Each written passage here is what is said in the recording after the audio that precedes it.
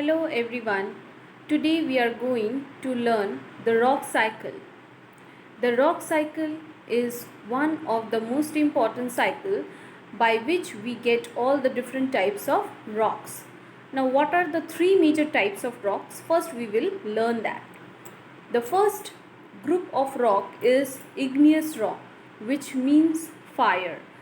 It means that this rock is formed by fire, that is through volcanic eruption, formed when magma cools and it hardens.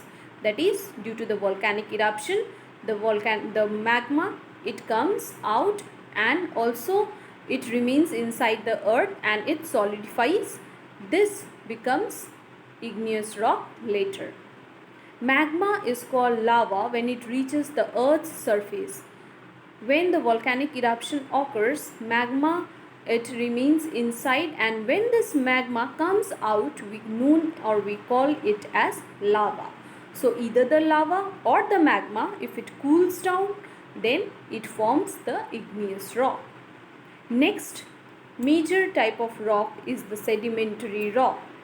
All types of rocks, minerals and organic matter that have been broken into fragments by forces of wind, water, ice, it gives the formation, or it gives the most important birth of another rock, that is the sedimentary rock.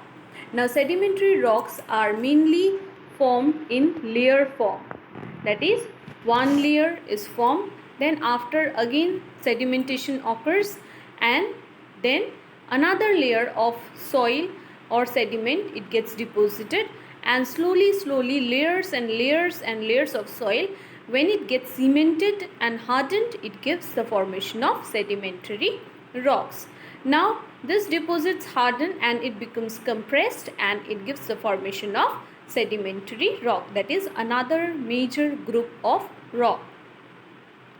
Thirdly, we will see another major type of rock, that is the metamorphic rock. Metamorphic rock is the changed form. Okay, when an existing rock undergoes extreme forces, it changes its form. Now it can be either due to extreme heat or excessive pressure, or also due to the chemical processes. Anything can be possible, and if it occurs, then we will get the formation of the metamorphic rock. So three types of rocks are there, that is the igneous rock, the sedimentary rock and the metamorphic rock. Igneous rock is formed by volcanic eruption. Sedimentary rock is formed by the deposition of sediments layer after layer, and metamorphic rock is formed by excessive heat and pressure of the existing rock. When it changes, or also due to chemical processes, it gives formation of the metamorphic rock. Now we will understand the rock cycle. Rock cycle is like most of the other cycle, that is the materials are, it gets changes over and over. Now this process, it includes what? It includes weathering, it includes erosion, it includes deposition, melting, compaction and also cementation. That is, in the rock cycle, first the igneous rock is formed by volcanic eruption, as I told you. Now when this igneous rock it is broken down, then it gives the formation of sedimentary rock.